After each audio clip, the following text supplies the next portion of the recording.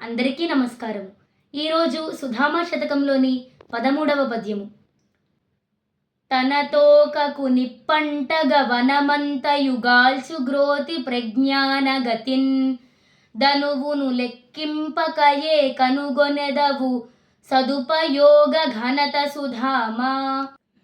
సుధామ ఓ జ్ఞాని, క్రోతి కోతి వానరము, తెలివి ఉండియు ఆ తెలివిని సదుపయోగము చేసుకొనలేని అజ్ఞాని అయిన కోతి తన తోకకున్ తన యొక్క తోకకు నిప్పంటగన్ మంట అంటుకొనినచో వనమంతయున్ మొత్తం అడవి అంతటిని కాల్చున్ దహించును ప్రజ్ఞానగతిన్ ధనువును లెక్కింపకయే ప్రతిభతో శరీరమునకు కలిగే కష్టములను బాధలను గణింపకయే సదుపయోగ ఘనత మంచి సదుపయోగమును కలిగించు గొప్ప పద్ధతిని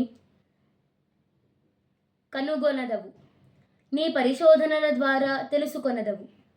ఓ సుధామ, తెలివి ఉండియో ఆ తెలివిని సదుపయోగము చేసుకొనలేని కోతులు తమ తోకకు నిప్పు అంటించుకొనినచో చిందులు వేయుచు తమకు నివాసము కలిగించు అరణ్యము కాలి బూడిదగుటకు కారణభూతమగును.